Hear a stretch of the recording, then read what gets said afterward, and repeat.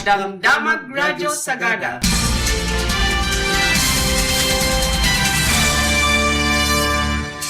Di Radyo Sagada, umuna ti tangatang nga mangidanon kadagiti damdamag. Ti 104.7 FM, idanon mi kada kayo ti madama mapaspasamak iti Pagilian, iti Cordillera ken Northern Luzon.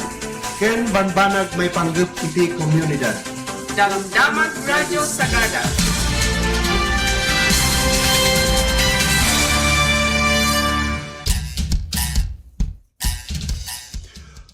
Naimbagag sa pawin, although kada kayo papagayam kagayo, masyak ni manong yung arafing ang mga idanon kada kayo iti damdamag ita nga agsapa. Manipod kadagiti ulo dagiti damdamag lokal sagada MPS nakipagpaset iti bloodletting activity ijay barangay Patay.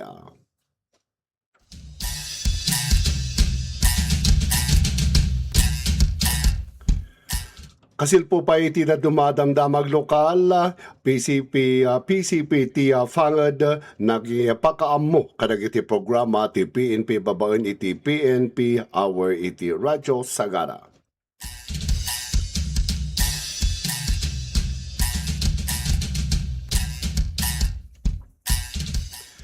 Iti nga na yun ang padagiti ulo ti damdamag lokal panang papigsa. Iti lokal panang ituray babaen iti koleksyon iti real property tax.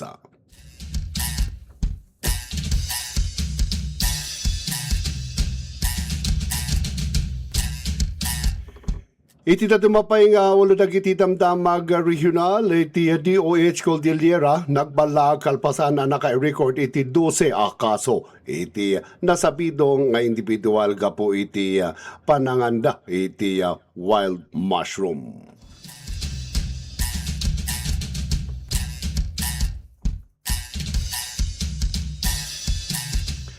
Iti na dumapay nga ulo dagiti damdamag regional life cycle dagiti lamok napateg ang maawatan tapno epektibo ang maliklikan ti dengue sigon iti DOH Cordillera.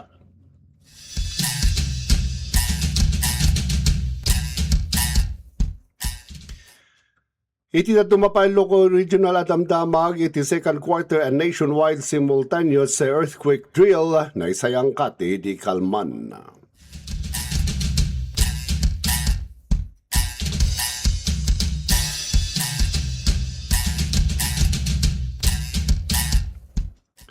Presyo iti lana, binmaba. Kalpasan ang napirmaan iti katulagan alipasan ti gera ijay Middle East.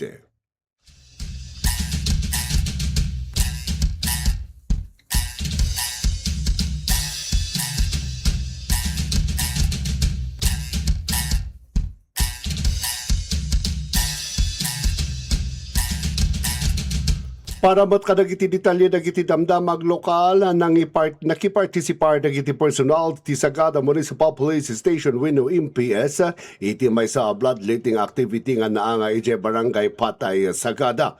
Iti aktibidad kat inorganisar iti Luis Hura Regional Memorial Hospital iti panakitinulong ti Sagada Municipal Health Office wenno MHO.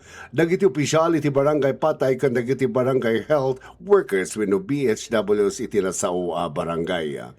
Sigun kadagiti mga idadaolo iti programa iti bloodletting activity ket mga tulong iti panangipon iti supply ti dara akasapulan dagiti pasyente iti ospital. Nang runa kadagiti agkasapulan iti emerhensya ken panagagas.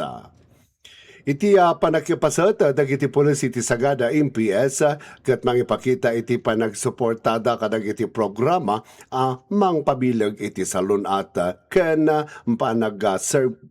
panagserbi iti komunidad.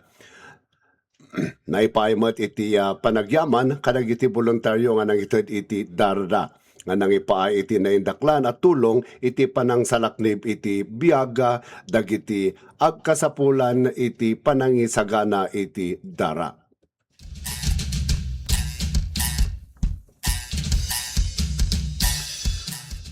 Kasil po pa lang iti detalye ti damdamag lokal. Iti Sagada Mountain Province nakiistorya iti PCPT Bonifacio P. Fangad ti acting ti akop o kadagiti dumngag babaen iti PNP Hour program nga naipatang iti 104.7 FM ti Radyo Sagada. Iti programa iniang bingay na dagiti napatag apakaammo maipanggap iti pananglapod iti krimen iti komunidad. Panang kontra iti cyberbullying. Kinatalged iti dalan kumpanya may bulsor iti illegal at droga. Panakaammo wenno panakaipanggap iti anti-insurgency ken panangtungpal kadagiti linteg ken lokal nga ordinansa. Inawis na dagiti umili ang pagpaset kadagiti neighborhood watch activities. Sa lakni banda dagiti kukwada i-report da dagiti makadududa nga aktibidad kantong palanda dagiti paglintegan iti trapiko. Inkarimat iti kinapatag iti panang suporta kadagiti programa nga mangitag-ay iti kapya ken kinatagod iti komunidad.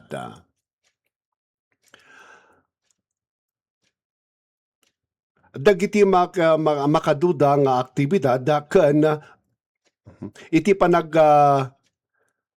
palagip namat iti publiko dagiti regulasyon may panggap iti panagusar kadagiti publiko al lugar ken iti responsibilidad iti tunggal maysa iti panang salaknip iti kapya ken kinaornos iti ili.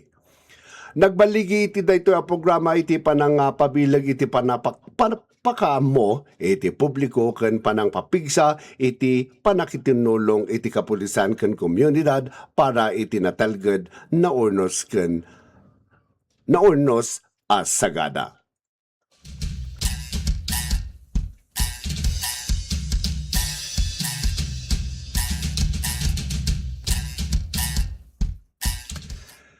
Kanayon pa dagiti detalye iti damdamag lokal iti nagrugi iti local government unit LGU iti Sagada babaen iti Municipal Treasurer's Office. Iti panagaramid kadagiti house-to-house visits iti naduma-duma a barangay tapno mapapigsa iti koleksyon iti real property tax ken mapagtalinaed iti nasaya at a lokal a panangituray. Sigon iti LGU daytoy nga inisyatibo kat saan laeng para iti panagornong iti pondo no dikat mangpakita iti panagtalek iti accountability. Transparency ken naimbag a panagserbi iti publiko. Babaen iti panangipasidig iti serbisyo ti gobyerno kadagiti umili, may palawag iti kinapateg iti panangbayad iti buwis kas maysa a panagtitinulong para iti panagduras ti ili. Iti real property tax kat mangsuporta kadagiti kang ronan a serbisyo publiko kas iti salunat social services, economic services, kanda dumapay a programa ti munisipyo. Kastamot iti Special Education Fund, wenno SEF, maikalkula iti maysa porsyento iti assessed value dagiti properties. Katmang tulong iti panakasuporta kadagiti kasapulan dagiti pampubliko nga eskwelaan akas iti instructional equipment, sports programs, internet connectivity ken minor repairs. Ti benepisyo dagiti buwis ang makolekta ket makita iti napaypayso a panagduas dagiti barangay kas iti nasaysaya at akalsada. Nalinis a publiko a lugar ken napapigsa a social services para iti umili. Sigon iti LGU iti makolekta a real property tax ket maibunong iti 35% para iti provincial LGU, 40% para iti municipal LGU ken 25% para iti barangay LGU. Iti kumakolekta met ay Special Education Fund ket mabingbingay iti 50% para iti provincial LGU ken 50% para iti municipal LGU. Impaganit gatilyo nga awan iti mapan apondo iti National Treasury. Akas kadawyan a panagpati dagiti sumagmamano at taxpayers. Kuna iti LGU ay iti panagbaligi dito a programa ket agdepende iti panagtitinulong ti gobyerno ken dagiti umili. Masapol akitaan dagiti tattao ti bagbagida saan lang akas agbayad iti buwis no diket kas aktibo akasosyo iti panangituray ken panagduras ti komunidad. Iti banger ti LGU, maituloy kuma iti panagitag-ay iti transparency ken panangipakita iti tunggal peso a makolekta kat mausar iti umno a makatutulong iti entero a munisipyo. Babaen iti panakitinulong dagiti umili ken gobyerno, mabalin ang maibangon iti sagada kas modelo iti nasaya at lokal a panangituray a iti accountability ken espiritu ti komunidad ket agtitinulong para iti proseso.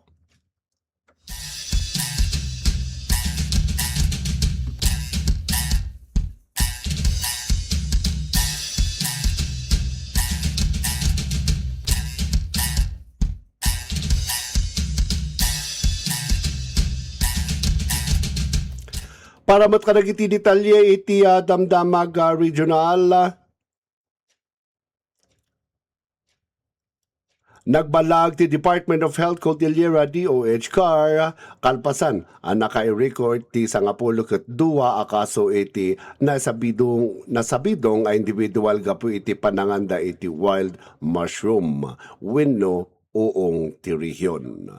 Sigun iti nasao nga ahensya, dagiti pasyente ket agtawon iti 10 aging 56 no sadino 10 ti lalaki ken 2 ti babae. Amin ang kaso ket adda iti pakainaigan na iti panangan kadagiti uong narigat amamuan no natalged o makan wenno makasabidong. Binalaagan iti ahensya ti publiko liklikan ang mga kadagiti wild mushroom malaksig no daytoy ket saan ang makasabidong. Iti sumagmamano ang makasabidong nga kita ti uong ket kapada dagiti makmakan a kita ken mabalin amang itunda iti nakaro amarik na wenno ipupusay. Idagdagadag matlang ay ti dago sa panagpakonsulta iti kaasitgan pag-agasan kas paggarigan makapasar iti panagbakwar, panagtagki, panagulaw, wenno panagsakit ti tiyan, kalpasan amangan ti uong. Agtutuloy mat ang makikoordinar iti DOH kadagiti lokal a gobyerno tapno papigsaan ti kampanya iti impormasyon ken maliklikan ti kanayunan a kaso iti panagtutudo.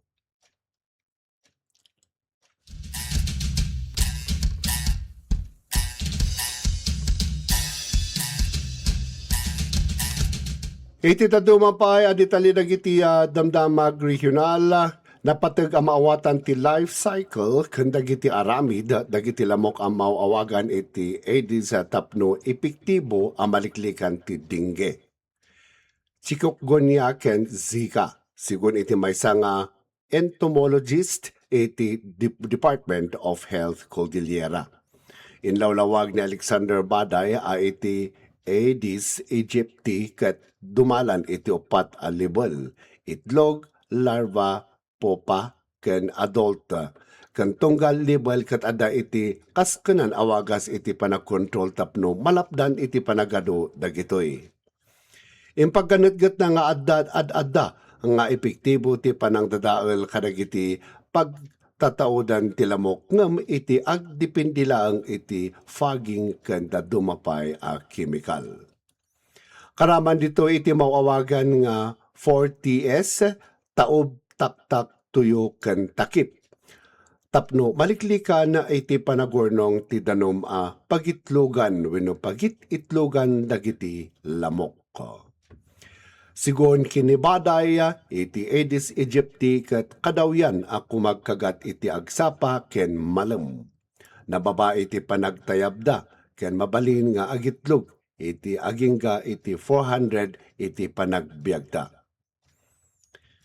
Panagtignay iti komunidad wenno gapu iti daytoy napatig iti agkadua panagtignay iti komunidad tapno mapababa iti populasyon iti lamok palpalagipan na matlaang dagiti publiko asan lang atunggal panagtudo ngagbalin nga alerto kontra iti dingge. Gapu ta kabailan nga agbiag dagiti itlog iti lamok iti sumagmamano abulan uray na magaan ti aglawlaw. Agtultuloy mat nga itantando iti DOH dagiti kampanya a 4 o'clock habit ken iti 4S strategy kas kang runaan nga addang kontra kadagiti sakit at tugot ti lamok.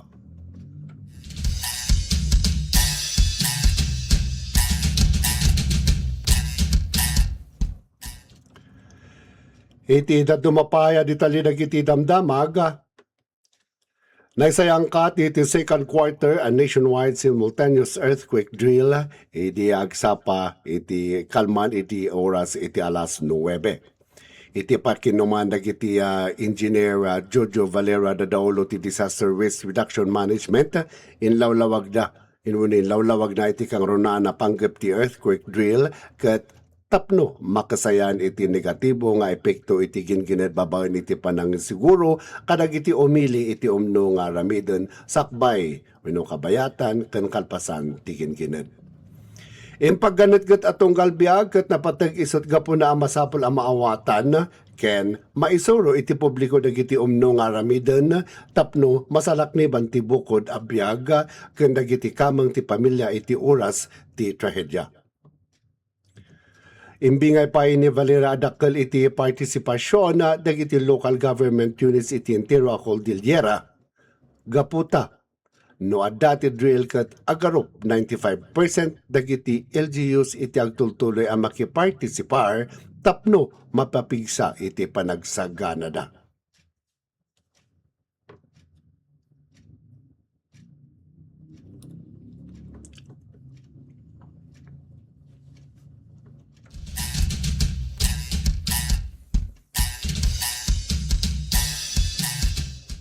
Iti pa'y may iti maudi adamdamag, iti binmabamanan iti presyo ti lana, kalpasan iti panagpirma da US President Donald Trump kan Iranian counterpart na ito iti katulagan, apanggap na alipasan iti gera kan lokatan manen ti Strait of Hormuz.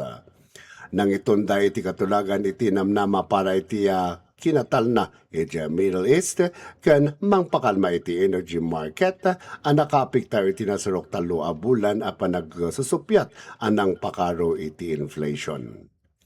Iti sidong ti katulagan dagos aloktan iti Iran States Strait of Hormuz bayat nga ekaten iti Estados Unidos isi magmamano nga oil sanction ken itantudo iti $300 billion na reconstruction fund kasukat iti pamalubos iti Iran kaskanan iti enriched uranium daytoy. Binmaba iti nasurok 1% ti krudo ken dumanon iti nasurok 15% iti pangkabuklan panagbaba manen idi rirumwa iti damag iti posible akatulagan iti napalabas alawas sigon kadag iti analiste. No pay kasta agtaltalin na ed naalwad dagiti merkado gapo iti manamnama a posible a panagnato iti interest rates ti US Federal Reserve sakbay amalpas ti tawen kagiddan iti agtultuloy a nangato nga inflation. Dagita pa lang dagiti damdama ka maibingay tayo tatangag sapa when itatangal daw iti Biyernes June 19, 2026 na imbagmanen nga agsapa kada kayo nga awan labas.